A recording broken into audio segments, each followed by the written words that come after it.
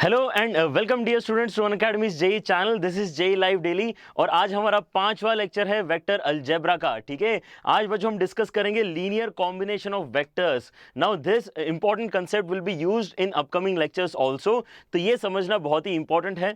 और यहाँ पर आपको बुक में बड़े बड़े से इक्वेशन दिए हुए होते हैं, यहाँ पर आपको शायद लेक्चर अटेंड करके समझ में आएगा कि वो ऐसा बुक में क्यों लिखा हुआ होता है। ठीक है, alright, so I am Sameer Chincholikar, I have done my BTech and MTech from IIT Roorkee and I have more than 10 years of teaching experience. बच्चों, अगर आप यहां पर नए हो, आपने अगर अभी भी अनअकैडमी जेई चैनल को सब्सक्राइब नहीं किया है तो सबसे पहले तो लाल बटन दबाओ और बेल आइकन भी प्रेस करो, ताकि यहां पर होने वाले जो भी लाइव डिस्कशंस होते हैं, जो भी यहां पे आपके क्विजेस होते हैं, जो भी आपके गाइडेंस सेशन होते हैं, वो आपके मिस ना हो और आप यहां पे जेई 2020 एंड 21 के लिए बिल्कुल अच्छे तरीके से रेडी हो जाओ। ऑलराइट, जैसे मैं बच्चों यहां पर आपकी 9 बजे क्लास ले रहा हूं, वैसे यहां पर आपकी रेगुलर क्लासेस चल रही है under the series JEE live daily, जहां पर आपके 7 बजे फिजिक्स की, 8 बजे केमिस्ट्री की और 9 बजे मैथ्स की क्लास होती है। ठीक है, ऑलराइट, सो काफी सारे बच्चे ऑलरेडी ज्वाइन कर चुके हैं हमें। यस, प्रणाम गुरुजी, थैंक यू वेरी मच, आपको भी बहुत बहुत प्रणाम।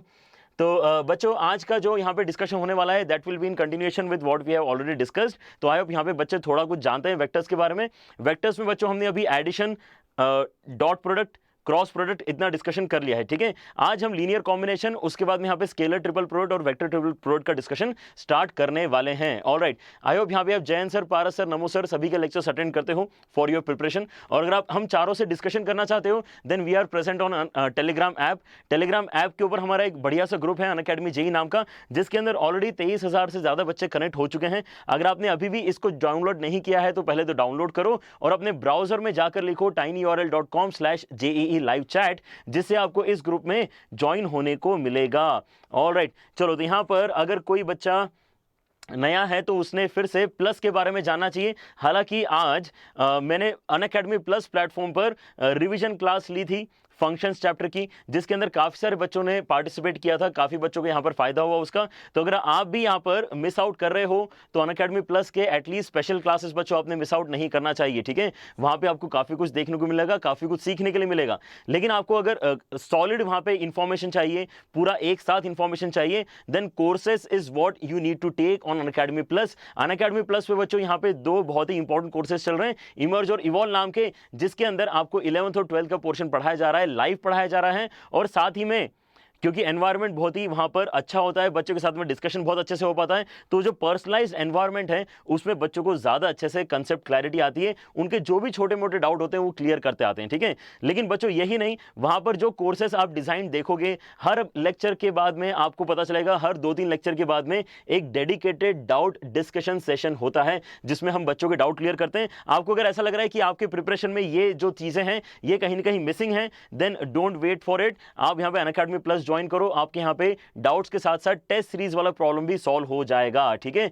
और इसमें अच्छी बात क्या है कि यहाँ पर हम टीचर्स तो बच्चों आपको पढ़ा ही रहे हैं, साथ ही साथ इंडिया के और भी अमेजिंग टीचर्स आपको वहां पर मिलेंगे जो आपकी हेल्प करने के लिए रेडी हैं। ठीक है, तो ये जो अनअकैडमी प्लस की फैमिली बन चुकी है टीचर्स के साथ में, स्टूडेंट्स के साथ में, वो बहुत अच्छे रिजल्ट्स नेक्स्ट ईयर जनरेट करने वाली हैं, ऐसा हमें लग रहा है। आप अगर इसको मिस आउट कर रहे हो तो डोंट डू दैट। और एक बहुत ही गुड न्यूज है, आप अगर यहाँ पर अनअकैडमी लर्निंग ऐप डाउनलोड करने जाओगे तो आपको पता चलेगा कि ये प्ले स्टोर में अभी इस वक्त ट्रेंडिंग ऐप में नंबर 1 पोजीशन पे है। ठीक है, तो ट्रेंडिंग नंबर 1 ट्रेंडिंग ऐप है ये आज के डेट में, अनअकैडमीज लर्निंग ऐप। आप इसको डाउनलोड करो और इसके अंदर आपको सारी लाइव क्लासेस लेने को मिलेंगी। ठीक है, करना क्या होगा, आपको इस ऐप में जाकर आपको जो प्लस वाला सेक्शन होगा, आपका प्लस वाले सेक्शन में जाके IIT JEE कैटेगरी को आपको सिलेक्ट करना होगा। IIT JEE क्योंकि आपका गोल है, उसको सिलेक्ट करके आप ले लो सब्सक्रिप्शन लेने के बाद में यहाँ पर आपके ऊपर कोई रोक टोक नहीं है, आप यहाँ पर सारी क्लासेस अटेंड करना स्टार्ट कर सकते हो। And the best part is the price. यहां पर जो मैंने आपको इतने सारे फीचर्स इसके बताए हैं, वो आपको जो जिस प्राइस में मिल रहे हैं बच्चों, जो अफोर्डेबल प्राइस यहां पे अनअकैडमी ने रखी है, आई गेस सभी बच्चों को अच्छा लगेगा ये सुन के कि आपको 1 साल तक अगर पढ़ाई करनी है then the cost is just 27,000 rupees after you use JEE live code. ठीक है, तो यहां पर JEE लाइव कोड हमारे उन बच्चों के लिए जो ऑलरेडी हमसे पढ़ रहे हैं। इससे आपको बच्चों क्या होता है, इससे आपको हम चारों टीचर्स के साथ में कनेक्ट होने को मिलता है, हमसे पढ़ने को मिलता है। ठीक है, तो इस कोड का जरूर यूज करो जब भी आप लेना चाहते हो अनअकैडमी प्लस का सब्सक्रिप्शन। ठीक है, यहाँ पर आप देख सकते हो कि जो 1 मंथ का प्राइस है वो थोड़ा सा यहाँ पर ज़्यादा है, यहाँ पे 6000 पर मंथ आपको लगेगा। लेकिन अगर आप लंबे समय के लिए कनेक्टेड रहना चाहते हो then the price comes down drastically, और आपके 24 मंथ्स का जो पर मंथ कॉस्ट है that is 1800 rupees.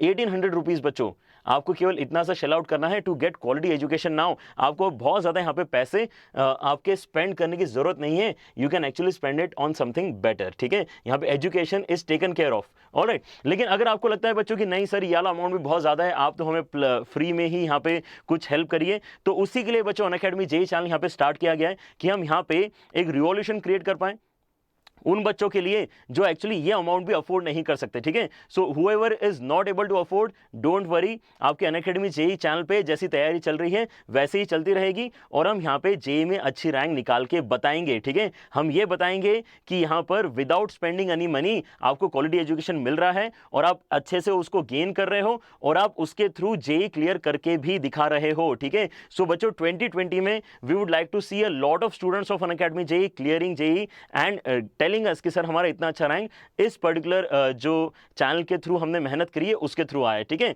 So we are waiting for that amazing moment.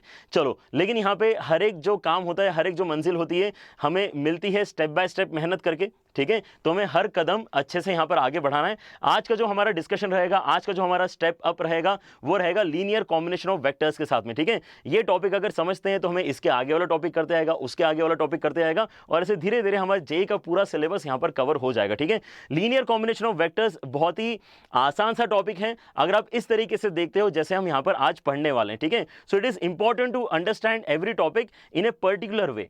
जैसे अगर आपने यहाँ पे पीएनसी के लेक्चर्स अटेंड किए होंगे, कॉम्प्लेक्स नंबर्स के लेक्चर अटेंड किए होंगे, तो आपको वाकई लगा होगा कि हाँ यार ये टॉपिक एक्चुअली इतने डिफिकल्ट नहीं है। जैसे आज ही मुझे यहाँ पे स्पेशल क्लास में जो मैंने ली थी उसमें बच्चा बता रहा था सर इंटीग्रेशन मैंने यहाँ पे यूट्यूब के थ्रू पढ़ा था और उसके बाद मुझे इंटीग्रेशन बहुत सिंपल लगने लगा। Now that is what we are actually aiming for. Maths is not tough if you actually study it the right way. ठीक है, तो लीनियर कॉम्बिनेशन ऑफ वेक्टर्स भी एक्चुअली बहुत आसान है। हम यहाँ पे इसको 3 पार्ट्स में बच्चों पढ़ने की कोशिश करेंगे, लीनियर कॉम्बिनेशन ऑफ वेक्टर्स, उसके बाद यहाँ पे इसका फाइनल रिजल्ट हम समझेंगे। ठीक है, ओके, तो यहां पर बच्चों आपके पास में जो सबसे पहला कैटेगरी है सबसे सिंपल वाला है, और इसके साथ साथ आपको कोलिनियरिटी ऑफ वेक्टर्स का भी कंडीशन समझ में आएगा। आपके पास में अगर एक 1D सिनेरियो है, बस आपके पास में केवल लेंथ है, विड्थ है ही नहीं, ठीक है, then it is called 1D figure. यहां पर आपके पास में एक लाइन जो होता है एक 1D फिगर होता है। वैसे ही आपके पास में एक और सिनेरियो हो सकता है 2D में एक फिगर बना हुआ हो सकता है, जैसे कि आपके पास में एक प्लेन है, या फिर इस केस में जो पैरेललोग्राम यहां पर आपको बना हुआ दिख रहा है ये क्या है, एक 2D फिगर है। ठीक है, 2D फिगर में क्या हो सकती हैं चीजें, कोप्लेनैरिटी वाली कंडीशन अराइज हो सकती है, और वैसे ही हम यहाँ पे 3D में मतलब स्पेस में डिस्कशन कर सकते हैं। ठीक है, तो ये तीनों डिस्कशन अगर आपको समझ में आएंगे तो आपको linear dependency and linear independency समझ में आएगी, जिसकी मदद से हम लीनियर कॉम्बिनेशन को एंटायरली रैप अप कर पाएंगे। ठीक है, ऑलराइट, तो एक एक करके स्टार्ट करते हैं। हमें 3 पॉइंट्स बच्चों यहां पे डिस्कस करने हैं आज के लिए। ठीक है, ऑलराइट, तो हमारे पास में क्या है यहां पे सिचुएशन कि 1D में अगर मैं आपके सामने 2 वेक्टर्स रखूं, 1D में रखना है मतलब मुझे किस डायरेक्शन में रखना पड़ेगा, जो मैंने डायरेक्शन अभी यहां पे सिलेक्ट करके रखी है मुझे उसी डायरेक्शन में दोनों वेक्टर्स रखने पड़ेंगे। ठीक है, तो अगर मैं यहां पे 2 अलग अलग वेक्टर्स इसी डायरेक्शन में रखने की कोशिश करूंगा तो मेरे पास एक वेक्टर इस तरह से लेटर से, ठीक है, इसको नाम दे देता हूं मैं आपके लिए ए वेक्टर। ठीक है, और एक वेक्टर कंसीडर कर लेता हूं मैं, let us consider a vector which is B vector. ठीक है, अब ये बी वेक्टर जो है ये थोड़ा सा मैंने बड़ा बनाया है। ठीक है, बी वेक्टर का लेंथ थोड़ा सा ज्यादा है। क्लियर, यहां पे नजर आ रहा है बी कहां से स्टार्ट हो रहा है कहां पे खत्म हो रहा है। एक बार मैं ऐसा एक अलग से मार्कर लगा देता हूं इसके ऊपर। ठीक है, तो आपके यहाँ पे जो ब्लैक वाला वेक्टर है वो ए वेक्टर है, और जो आपका ब्लू वाला वेक्टर है वो आपके पास में बी वेक्टर है। ठीक है, यहाँ पर एक बच्चा 4D का डिस्कशन करना चाह रहा है। ऑलराइट, यहाँ पे सारा जो डिस्कशन है अभी 3D तक रखेंगे। ठीक है, लेकिन उसके बाद में लीनियर कॉम्बिनेशन का एक ऐसा इक्वेशन बताएंगे जिसके अंदर हम n वेक्टर्स कंसिडर करेंगे। ठीक है, तो I guess that student will be very happy to understand that discussion. Okay, तो यहाँ पर बच्चों जल्दी से बताओ, अगर मैं आपको 2 वेक्टर्स दे रहा हूं, एक ब्लैक वेक्टर और एक ब्लू वेक्टर, तो इन दोनों की क्योंकि डायरेक्शन ऑलरेडी सेम है तो ये दोनों वेक्टर्स किस मायने में अलग हैं, ये दोनों वेक्टर्स केवल लेंथ वाइज अलग है, मतलब मैग्नीट्यूड वाइज अलग है। तो वेक्टर्स में 2 ही तो चीजें होती हैं, magnitude and direction. Direction 1D होने की वजह से ऑलरेडी सेम है क्योंकि हमें सेम डायरेक्शन में यहां पे एरोस लेने पड़ रहे हैं। तो अगर मैं आपसे बोलूंगा कि मैं अगर ए का लेंथ इस तरीके से इंक्रीज कर दूं कुछ वैल्यू मल्टीप्लाई करके कि वो बी के बराबर लेंथ का एरो बन जाए, तो क्या मैं उन दोनों को इक्वल वेक्टर्स बोल सकता हूं? मैं उनको इक्वल वेक्टर्स बिल्कुल बोल सकता हूं। ठीक है, तो मैं क्या बोल रहा हूं यहां पे कि आप ऐसा कर सकते हो, बी वेक्टर और ए वेक्टर को इक्वेट कर सकते हो। बस आपको ध्यान का रखना है कि कोई लैम्डा एक स्केलर क्वांटिटी है, वो आपको यहां पे ए में इस तरह से मल्टीप्लाई करनी है कि ब्लैक एरो का लेंथ भी कितना हो जाए, ब्लू एरो के बराबर ही हो जाए। बात आई समझ में? अगर ब्लैक और ब्लू एरो के रेज लेंथ अगर बराबर हो जाएंगे तो वो दोनों वेक्टर्स इक्वल हो जाएंगे। यस, क्लियर हुआ?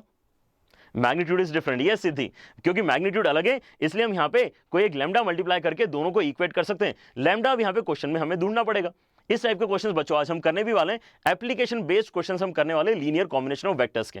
ठीक है, तो यहां से मुझे क्या समझ में आता है, यहां से मुझे समझ में आता है कि अगर 1D वाला सिनेरियो है तो एक वेक्टर को दूसरे वेक्टर के टर्म्स में लिखा जा सकता है। ठीक है, चलो आगे बढ़ाते हैं कहानी, है ना। हम वापस आएंगे इसी पेज के ऊपर और ज्यादा डिस्कशन करने के लिए, लेकिन अभी जो हमने यहां पे समझना स्टार्ट किया है उसकी मदद से हम 2D के ऊपर भी चल के डिस्कशन स्टार्ट करते हैं। ठीक है, तो 2D में हमारे पास में लेट अस से दो वेक्टर्स हैं। दो वेक्टर्स को अगर मैं लेता हूं जो एक लाइन में नहीं है, अगर दो वेक्टर्स एक लाइन में नहीं हैं तो क्या आप गारंटी से बोल सकते हो कि उनसे पास होने वाला कोई ना कोई एक प्लेन तो होगा, चाहे मैं इसको कैसे भी रोटेट कर लूं। ठीक है, मुझे उससे फर्क नहीं पड़ रहा, इन दोनों वेक्टर्स से पास होने वाला एक प्लेन तो होगा। मतलब दो वेक्टर्स तो हमेशा कोप्लेनर होते ही हैं। ठीक है, तो मान के चलो कि अभी जो मैं प्लेन कंसिडर कर रहा हूं वो बोर्ड वाला प्लेन है। ठीक है, ऑलराइट। तो अगर मेरे पास बच्चों दो वेक्टर्स हैं, एक वेक्टर है मेरे पास यहां पे ए वेक्टर और एक वेक्टर है मेरे पास यहां पे बी वेक्टर, तो मुझे सबसे पहले बच्चों ये बताओ कि A vector plus B vector किस डायरेक्शन में जाएगा। सोच के बताएंगे सारे बच्चे, ए वेक्टर प्लस बी वेक्टर किस डायरेक्शन में यहां पे जाने वाला है। ठीक है, तो यहां सबको पता है parallelogram law of vector addition लगेगा और आपका A vector plus B vector जाएगा डायगोनल की डायरेक्शन में। A vector plus B vector जाएगा डायगोनल की डायरेक्शन में। ठीक है, तो हमें इसका मतलब क्या है, एक नया सी वेक्टर लिखते आ रहा है which is actually combination of A vector and B vector. यहां पर एक नया वेक्टर मुझे सी वेक्टर लिखते आ रहा है which is A vector plus B vector. लेकिन यहां पे अब मैं कहानी थोड़ी सी खराब कर रहा हूं। ठीक है, यहां पे अब ऐसा मान के चलो कि आपके पास में ये डायगोनल वाला वेक्टर पहले से दिया हुआ था, डायगोनल वाला ब्लू वेक्टर आपके पास पहले से है। ठीक है, मैं अब यहां पे रब कर रहा हूं चीजों को क्योंकि मैं सिचुएशन आपको अब दूसरी दे रहा हूं।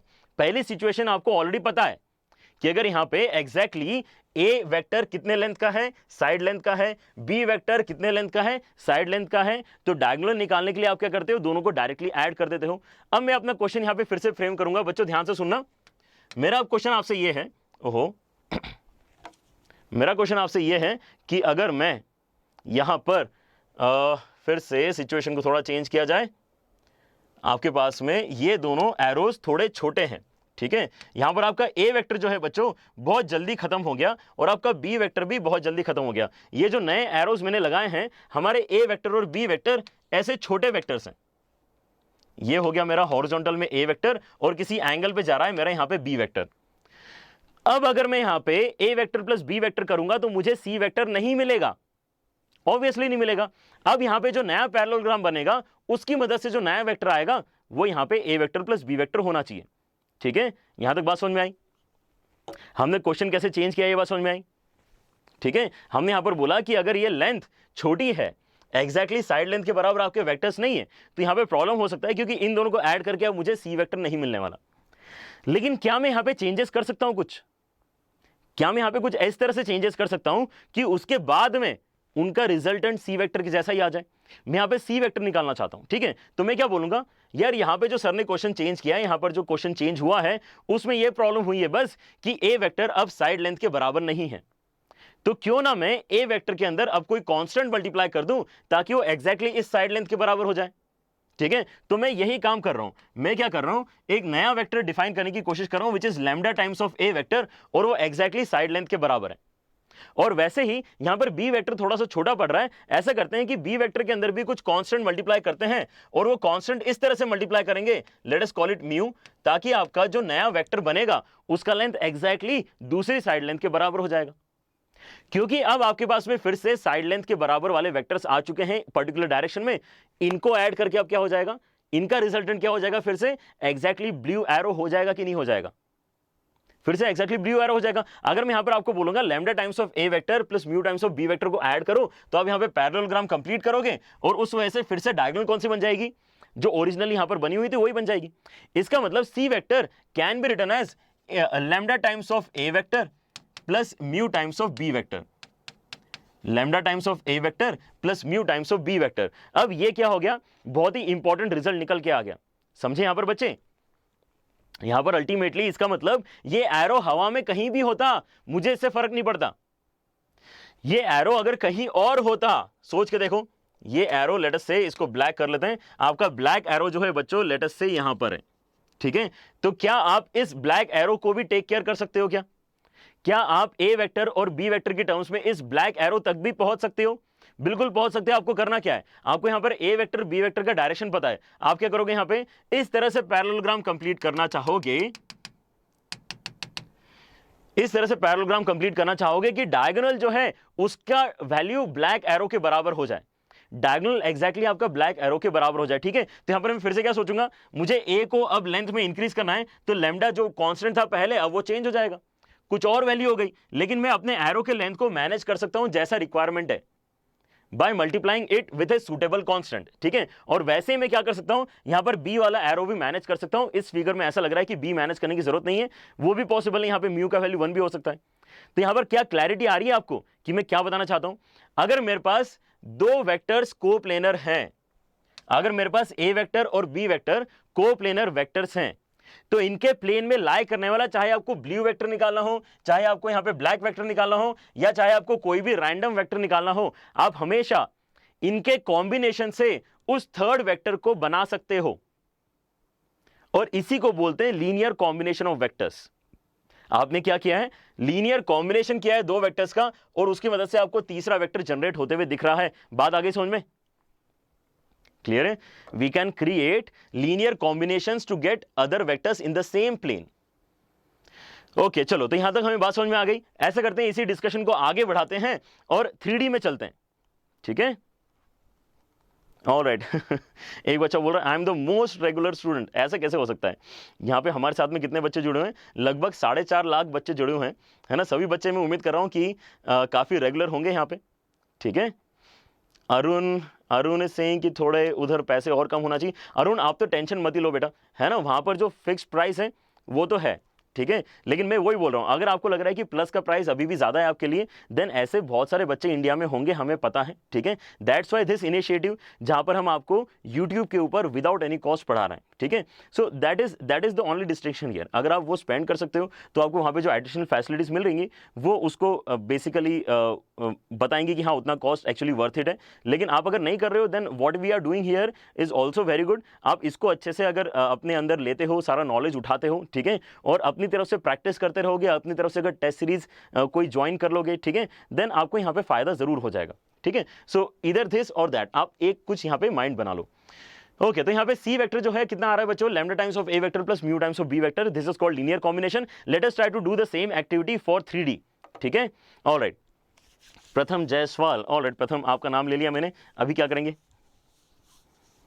ओके, चलो, तो इसका मतलब क्या करेंगे बच्चों? इसका मतलब हम यहाँ पे 3 वेक्टर्स लेने वाले हैं। 3D में मेरे पास 3 वेक्टर्स लेने वाला हूं मैं, ठीक है। और आपके पास में एक पर्टिकुलर फिगर बना हुआ है जो कैसा है, एक ऐसा फिगर है जिसके सारे साइड्स पैरेललोग्राम है। ये फिगर बहुत ही अमेजिंग है, ये वाला फिगर हमें नेक्स्ट लेक्चर में भी डिस्कस करना होगा बहुत बार, ठीक है। यहां पर आपके पास में जब भी 2 वेक्टर्स होते हैं, जब भी 2 आपके पास में वेक्टर्स होते हैं, तो हम क्या बोलते हैं, उन वेक्टर्स की मदद से आप एक 2D फिगर कंप्लीट कर सकते हो, which will always be a parallelogram. आप इस तरह से पैरेललोग्राम क्रिएट कर सकते हो।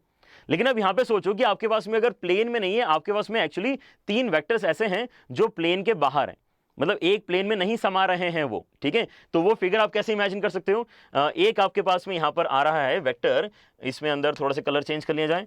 एक वेक्टर है बच्चों आपके पास में ऐसा कुछ, ओहो व्हाट इज हैपनिंग, ओके, एक वेक्टर आपके पास में इस तरह से कुछ है, ठीक है। उसके बाद आपके पास में और एक वेक्टर है, वो ऐसा कुछ है, और उसके बाद आपके पास और एक वेक्टर है। तो ये जो तीनों वेक्टर्स बच्चों आपको अभी नजर आ रहे हैं, क्या ये नजर आ रहा है कि ये एक प्लेन में लाई नहीं करेंगे? आपका जो यहां पर 3D फिगर नजर आ रहा है वो क्या कर रहा है, ये नीचे वाले दोनों वेक्टर्स की मदद से एक हॉरिजॉन्टल प्लेन क्रिएट कर रहा है, ऐसा आपने इमेजिन करना चाहिए। क्योंकि ये हॉरिजॉन्टल प्लेन हम इमेजिन कर रहे हैं, तो फिर ये जो तीसरा वेक्टर निकला यहां से, ये तीसरा वेक्टर इस प्लेन के बाहर निकल के जा रहा है, ठीक है। तो आपके पास में कैसे वेक्टर्स हैं यहाँ पे? यहां पर आपके पास में 3 नॉन कोप्लेनर वेक्टर्स हैं, ठीक है, आपके पास में 3 नॉन कोप्लेनर वेक्टर्स हैं। 3 नॉन कोप्लेनर वेक्टर्स की वजह से कौन सा फिगर बनेगा?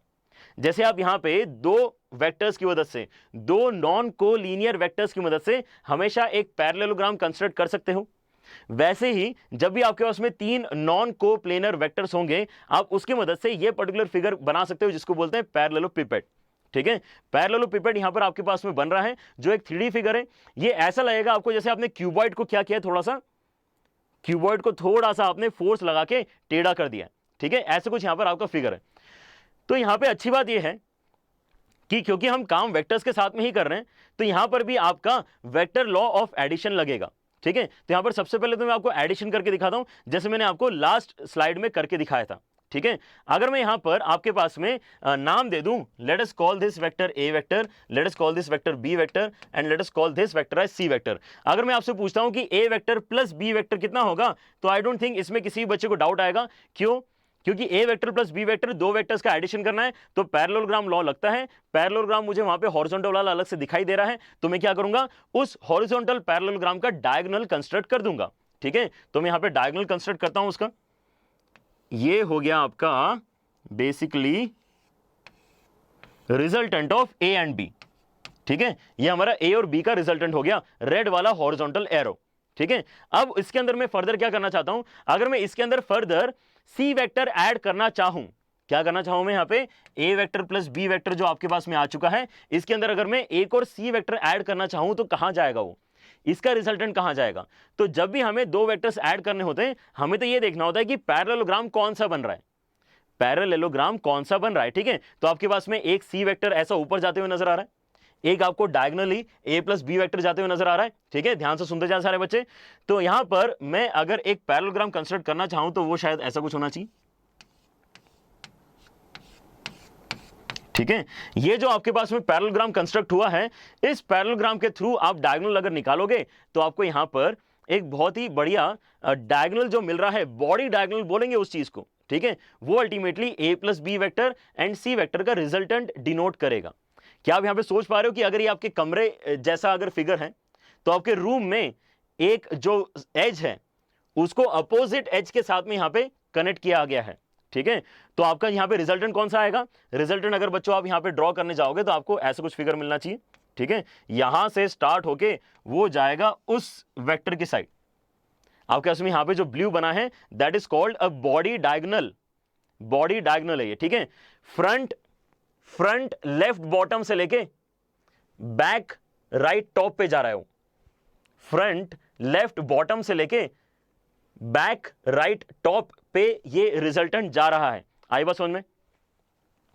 क्लियर होगी बात सबको यहां पे कि रिजल्टेंट कैसे निकलेगा? तो यहां पर आपके पास में जो फाइनल एरो आया है वो क्या इंडिकेट कर रहा है? वो यहां पर आपको A vector plus B vector plus C vector indicate कर रहा है 3D में। क्लियर हो गया? लेकिन अब मैं आपके सामने फिर से वही प्रॉब्लम रखता हूं जो मैंने पहले भी रखी थी। यहां पर हमें पता चल चुका है कि मुझे तीन वेक्टर्स को अगर ऐड करना होता है तो उनका रिजल्टेंट इस तरीके से पैरेललोपिपेड की मदद से निकलता है, ठीक है। जैसे लास्ट टाइम हमने यहां पे प्रॉब्लम क्रिएट करी थी, वही सेम प्रॉब्लम क्रिएट मैं आपके सामने फिर से करके दे रहा हूं। यहां पर मैं आपको बोल रहा हूं कि ऐसा समझो कि आपका ए वेक्टर का लेंथ थोड़ा सा छोटा पड़ गया, आपका बी वेक्टर का लेंथ थोड़ा सा छोटा पड़ गया, आपका सी वेक्टर का लेंथ थोड़ा सा छोटा पड़ गया। तो क्या आप यहां पे जो ब्लू एरो है उसका वैल्यू अभी भी लिख सकते हो? क्या आप इस ब्लू एरो का वैल्यू अभी भी लिख सकते हो? अभी करंट फिगर के हिसाब से तो directly A vector plus B vector plus C vector है वो, लेकिन अगर एरोस छोटे पड़ जाएंगे तो आपको क्या करना पड़ेगा? Lambda times of A vector plus mu times of B vector plus something times of यहां पे आपको सी वेक्टर करना पड़ेगा, ठीक है। ऐसे तीन अलग अलग कांस्टेंट्स मल्टीप्लाई पहले ही कर देंगे ताकि आपके पास में जो रिजल्टेंट आंसर चाहिए वो पैरेललोपिपेड का बॉडी डायगोनल बन जाए, ठीक है। That is how we will think, और ऐसा हम हर बार कर सकते हैं, ठीक है। तो आपका यहां पे जो डी वेक्टर है, ये जो आपका डी वेक्टर है, इसके बारे में अगर मैं डिस्कशन करूं आपके साथ में, तो ये हर बार A vector plus B vector plus C vector होगा, ये जरूरी नहीं है, ठीक है। हम ये बोलेंगे कि इसके अंदर जनरलाइज्ड एक्सप्रेशन लिखना स्टार्ट करते हैं। तो डी वेक्टर हो ना हो आपका इस तरह से लिखा जाएगा, D vector is equal to something times of something, let us say k1 times of A vector plus k2 times of B vector plus K3 times of C vector. ऐसा हम हमेशा लिख सकते हैं for some constants K1, K2, K3। Clear हो रहा है? क्योंकि यहां पर हम इमेजिन कैसे कर रहे हैं, जैसे आपके एरोस के जो लेंथ है वो छोटे हो गए, आपका एक्चुअली A वेक्टर यहीं खत्म हो गया, आपका B वेक्टर यहीं खत्म हो गया और आपका C वेक्टर भी यहीं खत्म हो गया। देन इन दैट केस हमने कोई एप्रोप्रिएट कॉन्स्टेंट्स मल्टीप्लाई कर लिए A vector, B vector, C vector में, ताकि आपका रिजल्टेंट अभी भी कहां जाएगा, इस ब्लू एरो की डायरेक्शन में ही जाएगा, जिसको हम D वेक्टर बोल रहे हैं। क्लियर हो गया?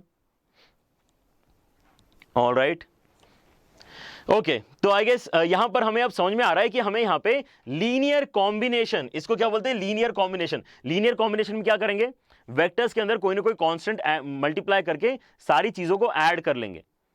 वेक्टर्स के अंदर कोई ना कोई कांस्टेंट्स मल्टीप्लाई करके एक्सप्रेशंस को ऐड कर लेंगे, तो इस चीज को बोलते हैं लीनियर कॉम्बिनेशन।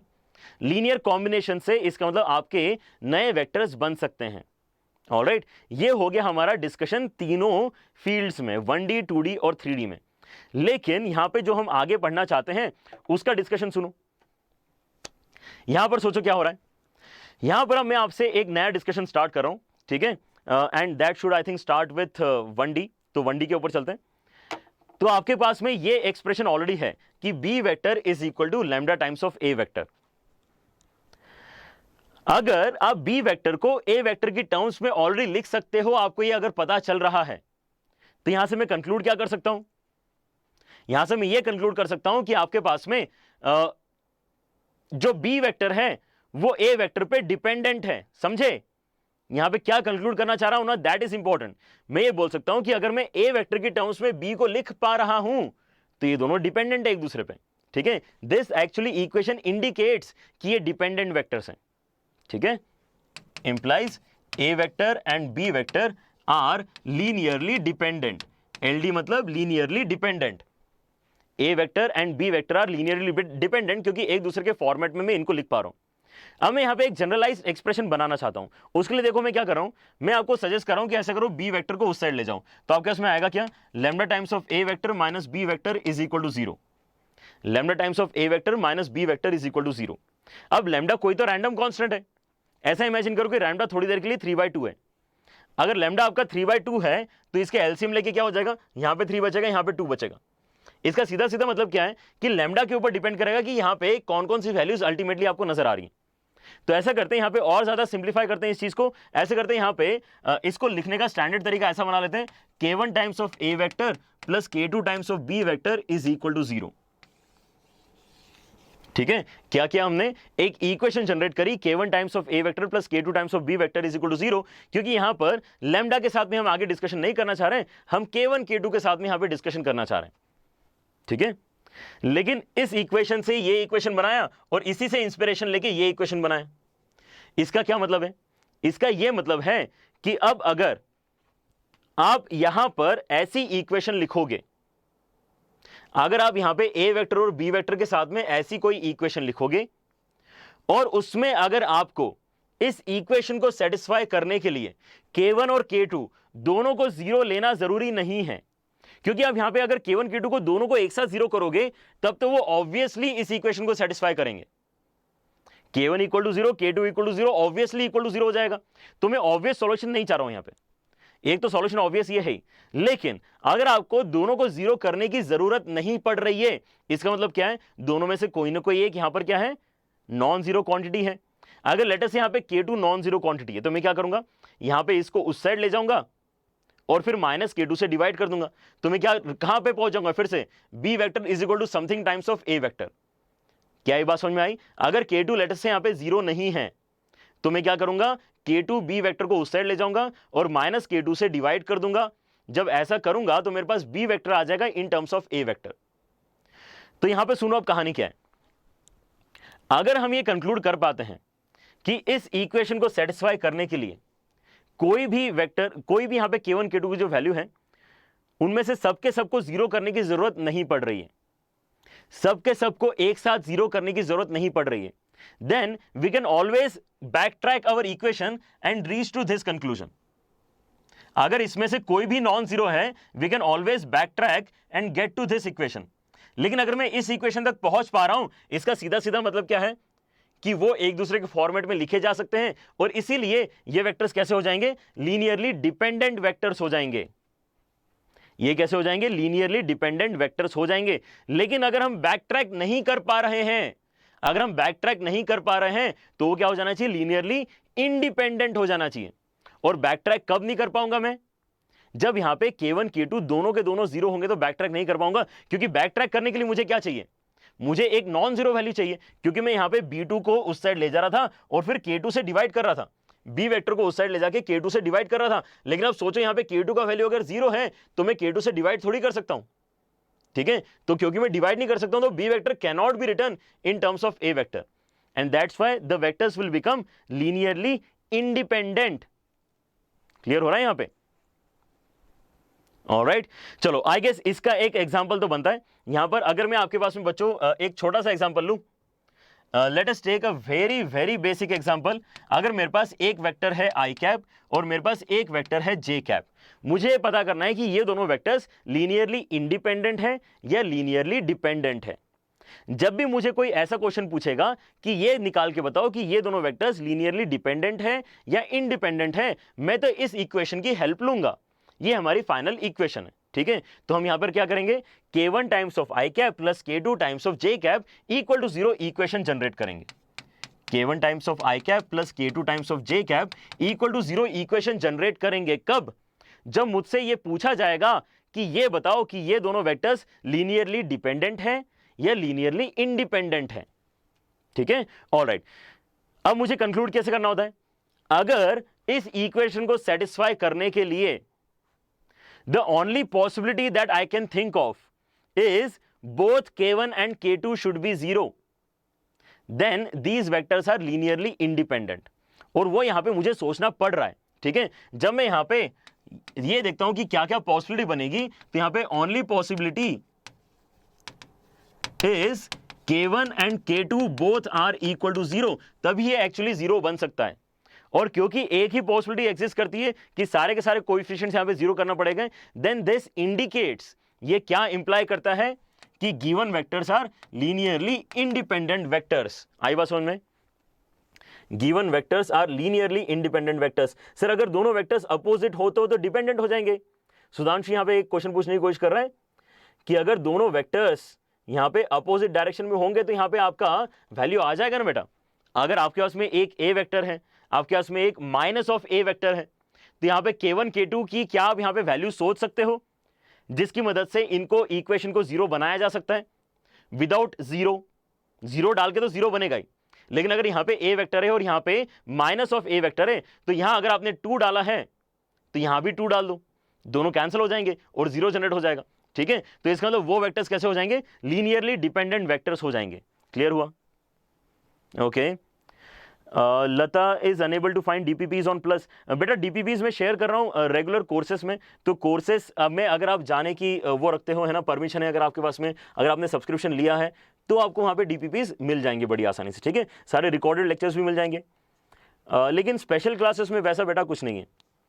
ऑलराइट, आगे बढ़े। ये वाला फंडा समझ में आया लीनियरली इंडिपेंडेंट एंड डिपेंडेंट का, क्योंकि एक बार अगर समझ में आ गया है तो आगे वाले यहाँ पे करने में हमें टाइम नहीं लगेगा। यहाँ पर हम क्या लिख चुके हैं, हम ये लिख चुके हैं कि C vector can be written as lambda times of A vector plus mu times of B vector. यहां पे 2 कंटेंट एक साथ चल रहे हैं बच्चों।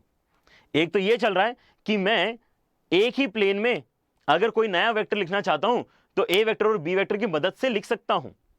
ये कोप्लैनरिटी का बेसिकली डिस्कशन है, लेकिन अब मैं जो डिस्कशन स्टार्ट कर रहा हूं वो फिर से linearly independent and linearly dependent का डिस्कशन स्टार्ट कर रहा हूं। तो 2 डिस्कशंस यहां पर हुए हैं। पहले हमने जो यहां पे डिस्कशन करके 3 पॉइंट डिस्कस किए थे, अब हम फिर से 3 पॉइंट डिस्कस कर रहे हैं, ठीक है। तो यहां पर सोचो आपके पास में क्या होगा, अगर मैं ऐसा लिख पा रहा हूं, इसका सीधा सीधा मतलब क्या है कि मैं ए वेक्टर और बी वेक्टर की मदद से सी वेक्टर लिख पा रहा हूं। इसका मतलब ये क्या होना चाहिए, ये लीनियरली डिपेंडेंट वेक्टर्स होना चाहिए, ठीक है। ये सीधा सीधा इंप्लाई करेगा अगर सी वेक्टर उसी प्लेन में है, देन इन दैट केस ये लीनियरली डिपेंडेंसी को इंडिकेट करेगा, ठीक है। ये लीनियरली डिपेंडेंट वेक्टर से, क्योंकि 2 की मदद से मैं तीसरा लिख पा रहा हूं। अगर 2 की मदद से तीसरा लिख पा रहा हूं तो कहां से ये इंडिपेंडेंट हो गए, ये तो डिपेंडेंट है। लेकिन अब इसको फिर से मैं आपको एक अलग तरीके से लिख के बताता हूं। यहां पर मैं क्या कर रहा हूं, फिर से वही काम कर रहा हूं, स्टैंडर्डाइज्ड एक्सप्रेशन बनाने की कोशिश कर रहा हूं।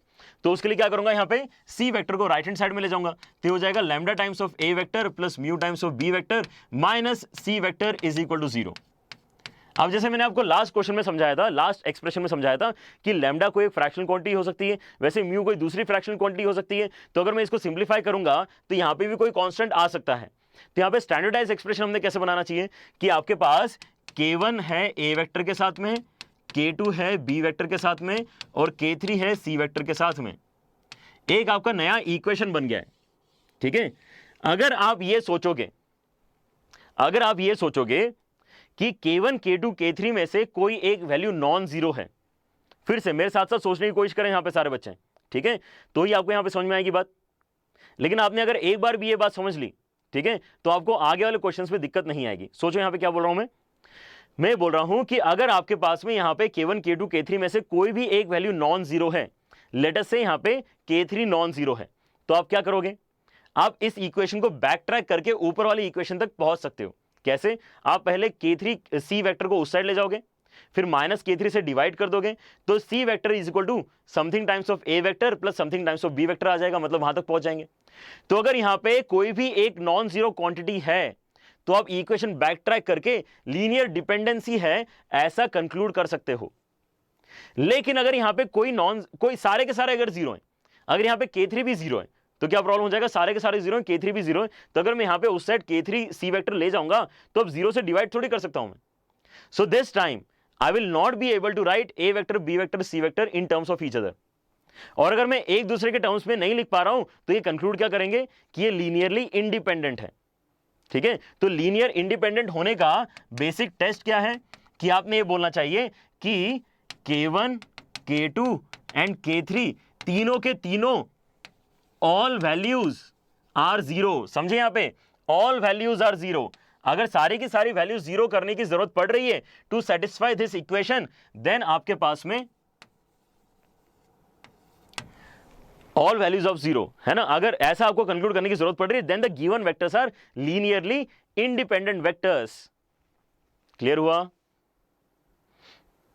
ओके चलो, हाँ यूवी का बेटा क्वेश्चंस भी करेंगे, डरो मत यहां पे, लेकिन कंसेप्ट पकड़ना बहुत जरूरी है, क्योंकि आपको यहां पे बुक में अगर डायरेक्टली बड़ा वाला एक्सप्रेशन मिलेगा तो वहां पे इस टॉपिक से थोड़ी सी जो है वो निगेटिविटी आ सकती है, ठीक है। लेकिन यहां पे हम स्टेप बाय स्टेप समझने की कोशिश करें तो आई गेस यहां पे अगला वाला तो स्टेप बहुत जल्दी हो जाएगा। यहां पर फिर से मैं क्या बोल रहा हूं, क्योंकि ये तीनों के टर्म्स में डी वेक्टर लिख पा रहा हूं, इसका मतलब ये क्या है, linearly dependent set of vectors है। ये linearly dependent set of vector से ऑलरेडी हमने यहां पे कंक्लूड करके रखा है इस तरीके से, ठीक है। तो यहां पर मैं क्या बोलूंगा, डी अगर मैं उस साइड ले जाऊंगा तो आपके पास में एक स्टैंडर्डाइज एक्सप्रेशन कैसे आ सकता है, k1 times of A vector plus k2 times of B vector plus k3 times of C vector plus standardization है इसलिए यहां पे एक्स्ट्रा k4 ऐड कर रहा हूं मैं, k4 times of D vector is equal to 0। इस तरह का कोई तो एक्सप्रेशन हमने बना दिया। अगर इस एक्सप्रेशन में इमेजिन करो कि k4 0 नहीं है तो क्या होगा, आप यहां पे k4 डी वेक्टर उस साइड ले जाओगे और k4 से माइनस k4 से डिवाइड कर दोगे, so you will get D vector in terms of abc। अगर आपका k3 0 नहीं है then you can take k3 C vector that side and then divide by minus k3, तो आपको सी वेक्टर आ जाएगा इन टर्म्स ऑफ abd। अगर आपका k1 वैल्यू 0 नहीं है तो आप k1 ए वेक्टर उस साइड ले जा सकते हो और k1 से डिवाइड करके आपको ए वेक्टर मिल जाएगा इन टर्म्स ऑफ bcd। तो अगर यहां पे कोई भी एक नॉन जीरो क्वांटिटी होती है, हम उस पर्टिकुलर क्वांटिटी को राइट हैंड साइड में ले जाके उसकी वैल्यू निकाल सकते हैं इन टर्म्स ऑफ अदर थ्री। और अगर मैं ऐसा कर पाऊंगा तो क्या कंक्लूड होगा इससे कि मैं एक वेक्टर को बाकियों की मदद से लिख पा रहा हूं। अगर एक वेक्टर को बाकियों की मदद से मैं लिख पा रहा हूं, इसका सीधा सीधा मतलब क्या है, लीनियर डिपेंडेंसी। इसका मतलब क्या है, लीनियर डिपेंडेंसी। यह सीधा सीधा केस लीनियर डिपेंडेंसी का है। लेकिन अगर मैं ऐसा नहीं कर पा रहा हूं तो मैं कब नहीं कर पाऊंगा, जब सारे के सारे जीरो होंगे तो मैं ये एक्सप्रेशन फिर से चेंज नहीं कर पाऊंगा, मैं बैक ट्रैक नहीं कर पाऊंगा, ठीक है। और अगर ये नहीं कर पा रहा हूं तो क्या कंक्लूड होगा, उससे लीनियर इंडिपेंडेंट वेक्टर्स यहां पे कंक्लूड होंगे, ठीक है। तो यहां पे फिर से रिजल्ट तो बच्चों आपका सेम है, if all k1 k2 k3 k4 are zero to satisfy the above equation, then it concludes कि आपके पास में जो A vector B vector C vector D vector हैं वो linearly independent set of vectors हैं। क्लियर हो रहा है यहां पे? हाँ, अगर कोई भी जीरो ना हो तो बहुत ही अच्छा कैसे धीरज, ये तो अगर यहां पे कोई भी जीरो नहीं है, यहां पे ये 1 है, ये 2 है, ये 3 है, ये 4 है, ठीक है, तो अब कोई सा भी उस साइड ले जाओ और उसके कोएफिशिएंट से डिवाइड कर देना, तो अब हर वेक्टर को दूसरे वेक्टर के टर्म्स में रिप्रेजेंट कर पा रहे हो, तो ये लीनियर डिपेंडेंसी हो गई। You are able to express one vector in terms of other 3, तो ये क्या इंडिकेट कर रहा है, that the fourth vector is dependent on the other 3 vectors. ठीक है, ये तो हमें चाहिए, ये तो बहुत अच्छा वाला सिनेरियो आपने यहां पे डिस्कस कर लिया। क्लियर हो रहा है? ओके, बहुत बढ़िया। तो इसी के साथ में हमें यहां पर जो समझ में आ गया उसको एक बार फिर से रिवाइज कर लो बच्चों, क्योंकि यहां पे मैंने दो चीजें डिस्कस करी। ठीक है, एक तो मैंने ये डिस्कस किया है कि आपके पास में लीनियरली इंडिपेंडेंट डिपेंडेंट कैसे पता किया जाता है, तो उसकी इक्वेशन देखो क्या क्या आ रही है, k1 times of a vector plus k2 times of b vector. अगर मेरे पास दो ही वेक्टर्स है तो, अगर मेरे पास 3 वेक्टर्स हैं तो plus k3 times of c vector भी है, अगर मेरे पास 4 वेक्टर्स हैं तो मेरे पास plus k4 times of d vector भी है। मतलब लीनियरली इंडिपेंडेंट डिपेंडेंट वाला सिनेरियो तो बस एक तरीके से ही चल रहा है। आप अगर पहचाना चाहते हो कि गिवन वेक्टर्स लीनियरली डिपेंडेंट है कि इंडिपेंडेंट है, आप इस तरह का इक्वेशन क्रिएट करो और k1 k2 k3 का यहां पे वैल्यू फाइंड करने की कोशिश करो। अगर सारे के सारे जीरो आए तो इंडिपेंडेंट, अगर कोई भी नॉन जीरो आ गया तो डिपेंडेंट। ठीक है, ये वाला डिस्कशन क्लियर है। लेकिन यहां पे दूसरा वाला जो हमने पहले डिस्कशन किया था वो क्या था कि अगर आपके पास में कोलीनियर वेक्टर्स हैं, अगर आपके पास में कोलीनियर वेक्टर्स हैं, then one vector can be written in terms of another vector like this, B vector is equal to lambda times of A vector. ठीक है, और ये कोलीनियरिटी का टेस्ट हो जाएगा। अगर आप ऐसा कर पाते हो तो ये कोलीनियर वेक्टर्स हैं। ठीक है, और वैसे यहां पर देखो कि अगर आपके पास में 3 वेक्टर्स हैं जिसमें 2 वेक्टर्स की मदद से आप तीसरा वेक्टर लिख पा रहे हो, तो ये तीनों वेक्टर्स कैसे हो जाएंगे, कोप्लेनर वेक्टर्स हो जाएंगे। ठीक है, क्योंकि आपको क्वेश्चन में क्या स्टेटमेंट यूज किया जाता है बताता हूं मैं आपको। क्वेश्चन में बोला जाता है कि आप ए वेक्टर और बी वेक्टर के प्लेन में तीसरा वेक्टर बताओ। सुनो इस स्टेटमेंट को ध्यान से, ए वेक्टर और बी वेक्टर के प्लेन में तीसरा वेक्टर निकाल के बताओ जिसमें ये स्पेशल केसेस हैं। ठीक है, तो हमारा क्वेश्चन स्टार्ट यहीं से होता है कि let the C vector be lambda times of A vector plus mu times of B vector. यहां से हम अपनी कहानी स्टार्ट करते हैं। ठीक है, that's why this equation is very important to understand. ठीक है, कि हम यहां पे हमेशा ही मैनेज कर सकते हैं with proper lambda and mu, we can always represent any C vector in the plane of A vector and B vector. ठीक है, और वैसे ही यहां पे 3D में तो मेरे ख्याल से हो ही जाएगा। अगर आपके पास में 3 नॉन कोप्लेनर वेक्टर्स हैं, then you can write any vector in the 3D space in terms of those 3 non-coplanar vectors a vector, b vector and c vector like this. k1 k2 k3 आपको manage करने होंगे। Clear है? All right, so I guess now it is time to start few questions. ठीक है, और यहां पे एक जनरलाइज एक्सप्रेशन फिर से देख लेते हैं। जनरलाइज एक्सप्रेशन बच्चों इस तरह का है, यहां पर हमने x1 x2 x3 की जगह k1 k2 k3 यूज किया था। So don't worry about the constants. यहां पर आपके पास वेक्टर्स कितने हैं, वेक्टर्स आपके पास n वेक्टर्स हैं, और उन n वेक्टर्स की मदद से आपने एक इक्वेशन लिखी जिसके साथ में कुछ ना कुछ कांस्टेंट्स मल्टीप्लाई करके लिखा आपने। अगर यहां पर सारे के सारे वैल्यूज जीरो करना पड़ रहे हैं, अगर सारे के सारे वैल्यूज जीरो करना पड़ रहे हैं टू सेटिस्फाई दिस इक्वेशन, क्योंकि 0 0 0 0 0 तो इसका सॉल्यूशन है ही। अगर आप सारे के सारे कोएफिशिएंट जीरो कर दोगे तब तो जीरो आंसर आने वाला है। लेकिन अगर वही एक पॉसिबिलिटी है, then in that case all the vectors together are called linearly independent set of vectors. What are they called? Linearly independent set of vectors. Clear हो रहा है? All right. So let us start with a very basic question. लेकिन ये करके आपको जो basic फंडा है लीनियर इंडिपेंडेंट और डिपेंडेंट का वो क्लियर हो जाएगा। ठीक है, क्या बोल रहे हैं यहाँ पे, classify the following set of vectors as linearly dependent और लीनियरली इंडिपेंडेंट। आपके उसमें यहाँ पे 3 वेक्टर्स है बच्चों। ठीक है, vector number 1, vector number 2 and vector number 3। अगर मुझे कभी भी ये टेस्ट करने के लिए कोई बोलता है, मेरे दिमाग में एक सिंगल इक्वेशन आनी चाहिए, k1 times of a vector, k2 times of b vector, k3 times of c vector equal to 0। ठीक है, ये इक्वेशन अगर मैं लिखता हूं तो बनेगा क्या यहाँ पे, k1 times of i cap minus j cap plus k cap plus k2 times of j cap plus 2k cap, और बनेगा मेरे पास k3 times of 2i cap minus j cap plus k cap. ठीक है, equal to 0।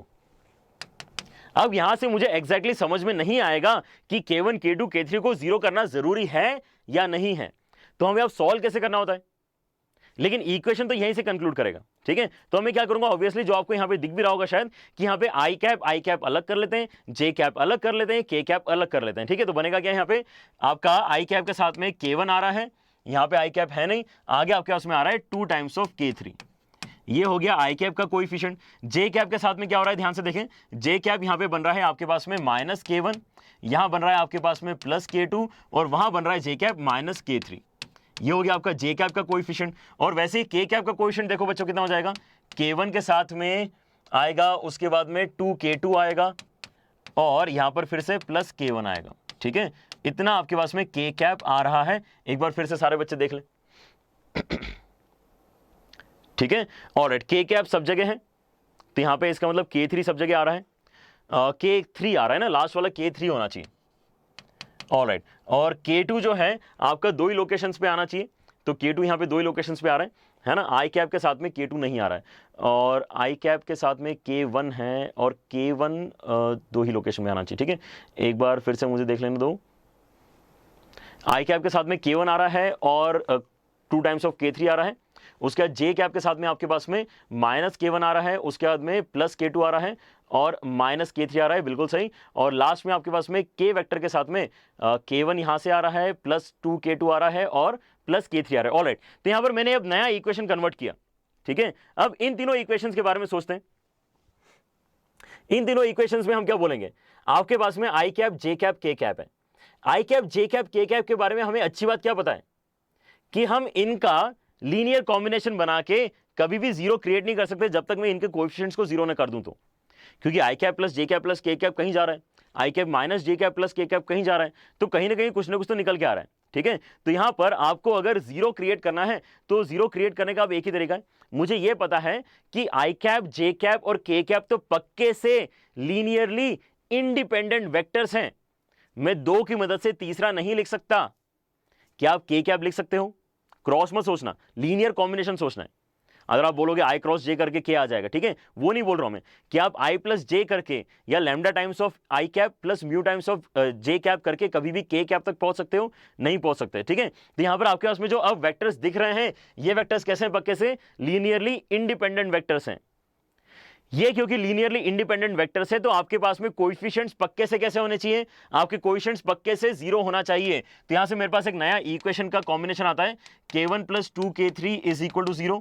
Second आता है मेरे पास में -k1 plus k2 minus k3 is equal to 0। और लास्ट में आता है मेरे पास में k1 plus 2k2 plus k3 is equal to 0। ठीक है, ये मेरे पास सारे वैल्यूज निकल के आ रहे हैं। Now what I want to do is I want to solve this equation simultaneously and check कि यहां पे मेरे पास आंसर्स कौन कौन से आ रहे हैं। अगर आप तीन इक्वेशन, तीन वेरिएबल सॉल्व कर लोगे तो आपको ऑब्वियसली पता चल जाएगा कि यहां पे नॉन जीरो आंसर्स आ रहे हैं, ये यहां पे तीनों के तीनों जीरो आ रहे हैं। समझे यहां पर? लेकिन इसको सॉल्व करने का हमारे पास एक तरीका है। हम जानते हैं यहां पे क्रेमर्स रूल। जब भी मेरे पास तीन वेरिएबल, तीन इक्वेशन होता है तो मैं उन वेरिएबल्स का वैल्यू क्रेमर्स रूल की मदद से निकाल पाता हूं। और क्योंकि यहां पे होमोजेनियस इक्वेशंस बन रही हैं, क्योंकि यहां पे होमोजेनियस इक्वेशंस बन रही है, इसका मतलब क्या है? आपके पास दो ही कैटेगरी ऑफ आंसर्स होंगे। या तो आपके पास इनफाइनाइट आंसर्स होंगे जिसके अंदर नॉन जीरो आंसर्स भी इंक्लूडेड होंगे, या फिर आपके पास में केवल एक ट्रिवियल सॉल्यूशन आएगा विच इज 0 0 0 0 0 0। आप चेक कर सकते हैं, यहां पे तीनों इक्वेशन के सॉल्यूशन पहले से हैं। ठीक है, तो यहां पर पता कैसे कर सकते हैं? हमारे पास इनफाइनाइट सॉल्यूशंस आएंगे या एक सिंगल सॉल्यूशन आएगा 0 0 0, ये पता कैसे कर सकते हैं? आप केवल डेल्टा का वैल्यू फाइंड करो। डेल्टा क्या होता है? डेल्टा होता है यहां पे कोएफिशिएंट वाला डिटरमिनेंट। यहां पर जो भी वेरिएबल्स हैं उनके कोएफिशिएंट से बनने वाला जो डिटरमिनेंट है वो डेल्टा है। डेल्टा की वैल्यू अगर नॉन जीरो आती है तो केवल एक ही सॉल्यूशन एग्जिस्ट करेगा। सो लेट अस सी कि यहां पे जीरो आती है या नॉन जीरो आती है।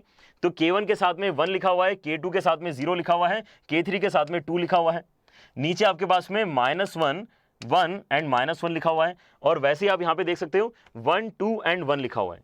ठीक है, 1 2 एंड 1 लिखा हुआ है। अगर ये वैल्यू नॉन जीरो आई तो मैं कंक्लूड करूंगा कि यहां पे केवल एक ही सॉल्यूशन पॉसिबल है which is k1 equal to k2 equal to k3 is equal to 0। So let us find it out. आपके पास यहां पर क्या हो रहा है? आपके पास यहां पर बनेगा क्या? 1 के साथ में क्या आएगा मल्टीप्लीकेशन में? 1 के साथ में आएगा 1 माइनस -2, मतलब आ जाएगा टोटल यहां पे 3। ठीक है, और आपके साथ में 0 के साथ में कुछ भी आए फर्क नहीं पड़ता। 2 के साथ में कितना आएगा?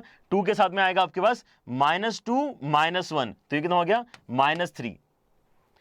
और अगर ये आप सॉल्व करते तो आपके पास में क्या आता है? आपके पास में फाइनली -3 बनता है which is not equal to 0।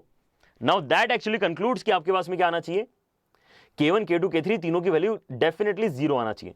अगर K1 K2 K3 तीनों को डेफिनेटली जीरो करना पड़ रहा है तो इंडिकेट क्या होगा इससे कि ये linearly independent set of vectors हैं, linearly independent set of vectors हैं। आगे बात समझ में, सभी को जीरो करना जरूरी है। ये क्षितिज बिल्कुल बेटा। ऑलराइट सिद्धि, एक बार चेक करें सारे बच्चे। लीनियरली इंडिपेंडेंट यहां पर हम इस तरीके से क्रिएट करते हैं और डिटरमाइन करते हैं, ठीक है। लेकिन अब यहां पे एप्लीकेशन बेस्ड क्वेश्चंस के ऊपर आते हैं। ये तो बहुत ही बेसिक क्वेश्चन हो गया जहां पे मैंने आपको समझाया कि कैलकुलेशन कैसे की जा सकती है to identify LD and LI, ठीक है। लेकिन आगे आपके पास में क्वेश्चन एक्चुअली कैसे आएंगे, तो एक 2011 में आया हुआ क्वेश्चन के ऊपर बच्चों फोकस करो। यहां पे 2011 में आपके पास में एक क्वेश्चन आया था, आई गेस ये मल्टीपल करेक्ट में आया था, और आपको इससे पता चलेगा कि यार इस टाइप के क्वेश्चन इसका मतलब हमें करते आना चाहिए, क्योंकि प्रीवियस ईयर में ऐसे क्वेश्चंस आए हैं, ठीक है। इससे अच्छी बात क्या होगी, यहां पर देखो क्या हो रहा है, द वेक्टर्स विच इज और आर, मतलब यहां पे सीधे से समझ में आ रहा है कि ये क्वेश्चन किसका है, मोर देन वन का क्वेश्चन है, एक से ज्यादा आंसर्स भी यहां पर आ सकते हैं। Coplanar with the vector this and that, एक ऐसा वेक्टर बताओ जो उस वेक्टर और इस वेक्टर के प्लेन में है। कोप्लेनर मतलब क्या है, उन्हीं के प्लेन में है। तो इनको पहले नाम देता हूं, मतलब बोलने में अच्छा रहेगा। इसको ए वेक्टर नाम दे देते हैं, इसको बी वेक्टर नाम दे देते हैं, और ये जो लास्ट में बचा है इसको सी वेक्टर नाम दे देते हैं। इसकी कहानी क्या है वो तो अभी हमने पढ़ी नहीं है। तो ये जो सी वेक्टर है वो क्या होना चाहिए, and perpendicular to the vector this. So let us consider a new vector D vector जो मुझे फाइंड करना है। सोचो यहां पर कैसे सिखा रहा हूं मैं आपको। मान लेते हैं कि जो वेक्टर मुझे फाइंड करना है वो डी वेक्टर है, लेकिन अगर मैं यहां पर डी वेक्टर के बारे में ये इंफॉर्मेशन रखता हूं कि that vector is coplanar with A vector and B vector, then I can always write this D vector as lambda times of A vector plus mu times of B vector. ये वाला discussion आएगा, हमने बहुत detail में आज कर लिया। और वैसे ही अब मुझे क्या मिलेगा, मुझे एक बेटर इक्वेशन मिल जाएगा अगर मैं यहां पे ए वेक्टर बी वेक्टर सब्स्टिट्यूट कर दूंगा। तो लैम्डा के साथ में क्या आएगा मल्टीप्लिकेशन में, I cap plus J cap plus 2k cap, और आपका म्यू के साथ मल्टीप्लिकेशन में कितना आएगा, I cap plus 2j cap plus k cap. समझे। तो यहां पे फिर से क्या कर रहा हूं मैं, आई कैप जे कैप k कैप अलग अलग कर रहा हूं। तो लैम्डा यहां से आ रहा है, वहां से म्यू आ रहा है आई कैप के साथ में, नेक्स्ट जे के साथ में यहां से लैम्डा आ रहा है, वहां से 2 म्यू आ रहा है जे कैप के साथ में, और के कैप के साथ में कितना आ रहा है, 2 लैम्डा आ रहा है, और यहां से प्लस म्यू निकल के आ रहा है। ये के कैप का कोएफिशिएंट हो गया।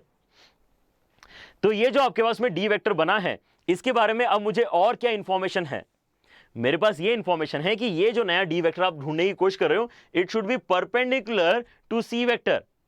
अगर ये वेक्टर सी वेक्टर के परपेंडिकुलर होना चाहिए तो नेक्स्ट हमारी कंडीशन क्या आएगी कि C vector dot D vector करके जीरो हो जाना चाहिए। C vector dot D vector करके जीरो हो जाना चाहिए। सी वेक्टर कितना है, वहां लिखा हुआ है आई cap plus J cap plus के कैप। डी वेक्टर कहां है, यहां लिखा हुआ है। तो इनको जब मैं डॉट करूंगा तो आई के साथ में आई, जे के साथ में जे, के साथ में के मल्टीप्लाई होगा। तो यहां पर सोच के देखेंगे, ज्यादा यहां पे लिखना नहीं चाह रहा मैं। तो आई के साथ में आई तो कितना हो जाएगा, लैम्डा प्लस म्यू बचेगा बस। उसके बाद में जे के साथ में जे, तो ये जे जे डॉट होके 1 हो जाएगा, बचेगा कितना, लैम्डा प्लस 2 म्यू। और वैसे ही लास्ट वाला के वाला भी देखो बच्चों, तो आपके पास में यहां पर कितना आ जाएगा, के वाले में आपके पास आ जाएगा 2 लैम्डा प्लस म्यू। ये जो पूरा का पूरा एक्सप्रेशन बना है ये जीरो होना चाहिए बच्चों। मल्टी करेक्ट है, यहां पर मल्टी करेक्ट है, ठीक है। तो ए आंसर बता रहे हैं, उसके साथ में और भी कोई आंसर आ सकता है क्या, ध्यान से देखें। अगर मैं यहां पे बच्चों इसको सिंप्लीफाई करूंगा तो होगा क्या, लैम्डा लैम्डा 2 लैम्डा, टोटल कितना हो गया 4 लैम्डा, म्यू 2 म्यू म्यू, तो ये कितना हो गया टोटल 4 म्यू इक्वल टू 0 होना चाहिए। इसका मतलब क्या है कि आपका म्यू का वैल्यू माइनस ऑफ लैम्डा के बराबर आना चाहिए। आपका म्यू का वैल्यू माइनस ऑफ लैम्डा के बराबर आना चाहिए। तो कोई दिक्कत नहीं है, इसको यूज कर लेंगे। तो हमारा डी वेक्टर का थोड़ा बेटर एक्सप्रेशन हमारे पास में आ जाएगा ऊपर वाली इक्वेशन में यूज करके। अगर मैं यहां पे ऊपर वाली इक्वेशन में म्यू के प्लेस में माइनस लैम्डा डालूंगा तो ये तो जीरो ही हो जाएगा, मतलब मेरे आंसर में आई कैप तो आना ही नहीं चाहिए। तो ये दोनों तो बच्चों आपके आंसर कभी भी नहीं होना चाहिए, ठीक है, क्योंकि मेरे पास लैम्डा की वैल्यू चाहे जो हो, माइनस लैम्डा डाल के ये तो जीरो होने ही वाला है। अगर मैं यहां पर माइनस लैम्डा डालूंगा तो कितना हो जाएगा, टोटल कैलकुलेट हो गया लैम्डा माइनस 2 लैम्डा मतलब माइनस लैम्डा, कितना हो जाएगा माइनस लैम्डा। इसको यहीं लिख लेते हैं, ज्यादा कैलकुलेशन अभी बचा नहीं है। माइनस लैम्डा जे कैप और अगर मैं यहां लैम्डा डालूंगा, माइनस लैम्डा डालूंगा, तो 2 लैम्डा माइनस लैम्डा मतलब कितना हो जाएगा, प्लस लैम्डा के कैप। ठीक है, आपका जो फॉर्मेट होना चाहिए वेक्टर का वो ये होना चाहिए। तो अगर मैं लैम्डा की वैल्यू यहां पर -1 ले लूंगा तो मेरे पास ए ऑप्शन सही आएगा। अगर मैं यहां पर लैम्डा की वैल्यू +1 ले लूंगा तो मेरा डी ऑप्शन सही आएगा। यहां पर ए और डी बच्चों दोनों आपके करेक्ट ऑप्शंस हैं। आई क्या बात समझ में? क्लियर हुआ सारे बच्चों को? यहां पर ए और डी करेक्ट आंसर आ रहा है। बहुत बढ़िया। चलो, तो इसी के साथ में आई गेस आपको थोड़ा आइडिया लगा है कि लीनियर कॉम्बिनेशन का इंपॉर्टेंस क्या है। लीनियर कॉम्बिनेशन का इंपॉर्टेंस समझने के लिए एक क्वेश्चन तो और बनता है। Let us try to do one more question. यहां पर आपके पास में बहुत ही एक सिंपल सी बात टेस्ट करने के लिए दी गई है। The points with the position vector this and that are collinear if. Collinearity का बच्चों हमने यहां पे डिस्कशन किया है, 1D वाला डिस्कशन है वो। ठीक है, तो 1D वाला डिस्कशन में हमने क्या बोला था? हमने बोला था कि अगर आपके पास में 3 पॉइंट्स एक ही लाइन में हैं, कोलिनियर का मतलब क्या है, एक ही लाइन के ऊपर है 3 पॉइंट्स। ठीक है, तो तीनों पॉइंट्स यहां पर प्लॉट कर लिए जाएं। एक पॉइंट है आपका 60i लिखा है, तो इसको अच्छे से लिखते हैं 60i कैप। ठीक है, बहुत बड़े बड़े नंबर से, कोई दिक्कत नहीं है। 60i cap plus 3j cap, ये आपके पास में पॉइंट ए है। लेट से आपके पास में पॉइंट बी है, वो वैल्यू कितनी है आपकी, 40i cap minus 8j cap. और वैसे आपके पास में एक सी वेक्टर है, वो वैल्यू कितना है, ai cap minus 52j cap. अगर आपको ये दिया है कि ये तीनों पॉइंट्स कोलिनियर हैं, तो इनसे बनने वाला जो आपके पास में यहां पर दो वेक्टर्स होंगे, एक ए बी वेक्टर और एक बी सी वेक्टर, क्या वो कोलिनियर होना चाहिए? क्योंकि हमने कोलिनियरिटी ऑफ पॉइंट्स अलग से पढ़ा नहीं है, लेकिन हमने क्या पढ़ा है, कोलिनियरिटी ऑफ वेक्टर्स पढ़ा है। तो क्या मैं पॉइंट्स देख के वेक्टर्स बना सकता हूं? बिल्कुल बना सकता हूं। यहां पे मैं एक वेक्टर यहां पे क्रिएट कर लूंगा, ए बी वेक्टर। ठीक है, ए बी वेक्टर कितना होगा बच्चों, बी का वैल्यू माइनस ए का वैल्यू, तो यहां पे 40 माइनस 60 कितना हो जाएगा, -20i कैप। और वैसे इन दोनों को सब्ट्रैक्ट करेंगे तो कितना हो जाएगा, -11j कैप। तो मेरे पास ये पर्टिकुलर ए बी वेक्टर निकल के आ रहा है। अगर मैं यहां पे अब मैं बी सी वेक्टर निकालूं तो कितना हो जाएगा, बी सी वेक्टर हो जाएगा मेरे पास में यहां पे a-40 आई कैप। और ये अगर सब्ट्रैक्ट करेंगे तो देखो कितना हो जाएगा, माइनस में आपके पास बचेगा -44 जे कैप।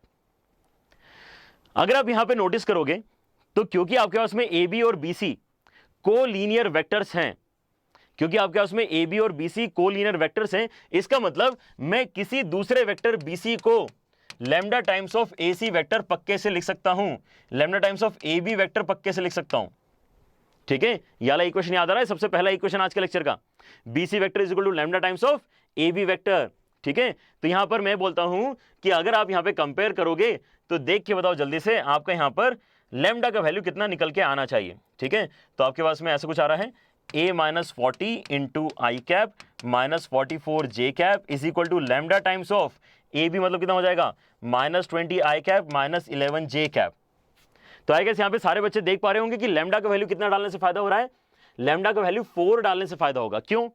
क्योंकि अगर मैं यहां पे 4 डालूंगा तो जे कैप के कोएफिशिएंट्स मैच कर जाएंगे। मुझे दोनों को इक्वेट करना है ना, तो यहां पे मैंने लैम्डा का वैल्यू कितना डालना चाहिए, लैम्डा का वैल्यू मैंने यहां पे 4 लेना चाहिए, implies lambda is equal to 4। लेकिन अगर लैम्डा इज इक्वल टू 4 हो जाता है, देन इन दैट केस आप ए का वैल्यू कितना बताओगे, ए का वैल्यू कितना बताओगे, लैम्डा का वैल्यू 4 ले लो, तो यहां पर कितना बनेगा, -80। और वो किसके बराबर होना चाहिए, a-40 के बराबर होना चाहिए। आपका a-40 का वैल्यू होना चाहिए -80 के बराबर। Now that gives us -40 as the correct answer. ठीक है, और -40 कहां लिखा है, ए ऑप्शन में लिखा है। क्लियर हुआ सारे बच्चों को? So now we are open to do such calculations very easily। ठीक है, इसके ऊपर और भी क्वेश्चंस बच्चों हम करते रहेंगे। ठीक है, लेकिन आज के लेक्चर का हमारा टाइम अप हो रहा है। आई गेस आज के लेक्चर में सबको ये जो थ्योरेटिकल डिस्कशन था वो अच्छे से क्लियर हो गया है, क्योंकि एप्लीकेशन बेस्ड क्वेश्चंस की बच्चों यहाँ पर कोई कमी नहीं है। बहुत सारे क्वेश्चंस मेरे पास भी हैं, आपके पास भी बहुत सारे क्वेश्चन मिल जाएंगे। ठीक है, टाइमली मैनर में हम उनका डिस्कशन कर लेंगे। आपको अगर लग रहा है कि यहाँ पर डिस्कशंस और ज्यादा होना चाहिए, यहाँ पर बहुत मजा आ रहा है, तो आपको अच्छा लगेगा अनअकैडमी प्लस के ऊपर आके आप एक बार जरूर सोचो इसके बारे में कि आप क्या इतना छोटा सा इन्वेस्टमेंट कर सकते हो। ठीक है, क्योंकि अब जैसे दिवाली भी आ गई है, दिवाली में वैसे ही बच्चे इतना सारा खर्चा करते हैं, तो क्या ये जो पर्टिकुलर कॉस्ट है, ठीक है, क्या ये वाकई बहुत ज्यादा है, इसके बारे में एक बार सोचना और देखना यहाँ पर कि हम एक साल तक तैयारी कर पा रहे हैं, 2 साल तक तैयारी कर पा रहे हैं, ठीक है। एक छोटा सा कोड यूज करना है आपको, JE live code. JE live code अगर आप यूज करते हो तो आपको 10% डिस्काउंट के बाद में इतनी अफोर्डेबल प्राइजेस मिल रही हैं, ठीक है। So make sure to actually use this facility if you are financially capable of doing that, ठीक है। Don't miss out on this amazing opportunity. और बच्चों यहां पर आपकी क्लासेस क्योंकि इसी तरह से चलती रहेंगी, तो do spread the word about the classes, ठीक है। यहां पर हमारा जो टारगेट है वो ये है कि इंडिया में क्वालिटी एजुकेशन के लिए किसी को भी ये नहीं सोचना है कि यार मैं अफोर्ड नहीं कर सकता क्वालिटी एजुकेशन, ठीक है। क्वालिटी एजुकेशन इज अफोर्डेबल, ठीक है। और यहां पर तो हम एक्चुअली फ्री में आपको क्वालिटी एजुकेशन प्रोवाइड कर रहे हैं, ठीक है। यहां पर आपको करना क्या है, बस लाइक करना है ताकि हमें थोड़ा सा मोटिवेशन मिले, और शेयर करना है अपने सोशल मीडिया प्लेटफॉर्म पर, फेसबुक पर, इंस्टाग्राम पर with the hashtag JEE live daily, ठीक है। ये जो हैशटैग है बच्चों, इस रिवॉल्यूशन का हैशटैग है, ठीक है। हमारा रिवॉल्यूशन ये कह रहा है कि हमें यहाँ पे इंडिया में हर एक बच्चे को क्वालिटी एजुकेशन प्रोवाइड करवाना है, ठीक है। So do spread the word and also press the bell icon after subscription, क्योंकि अगर आपको यहाँ पे रेगुलर क्लासेस अटेंड करनी है so it is always better to get a notification about the classes that are happening, क्योंकि यहाँ पे जो शाम की क्विजेस होती हैं वो थोड़ी सी ऊपर नीचे होती है, बच्चों की कई बार मिस हो जाती है, so don't do that. And आपको यहाँ पे नोट्स बच्चों जरूर मिल जाएंगे डिस्क्रिप्शन में, हो सकता है 2-5 मिनट बाद मिले, लेकिन आप डाउनलोड जरूर करना। उनको डाउनलोड करके रखोगे तो आपके रिविजन में काफी हेल्प हो जाएगी, ठीक है। ऑलराइट, और बच्चों यहां पर एक और बढ़िया इंफॉर्मेशन मेरे पास में, अनअकैडमी जेई की तरह 2 और अमेजिंग चैनल्स चल रहे हैं, Unacademy neat and Unacademy foundation. अगर आपके जान पहचान के कुछ ऐसे बच्चे हैं जो मेडिकल की तैयारी कर रहे हैं या फिर जो आगे चल के नीट या फिर जेई की तैयारी करने वाले हैं, तो आप इन दोनों चैनल्स के बारे में उनको इंफॉर्मेशन दो ताकि उनको अभी से फायदा होना स्टार्ट हो जाए, ठीक है। Alright, so that's it for the day बच्चों, टेक केयर, बाय बाय।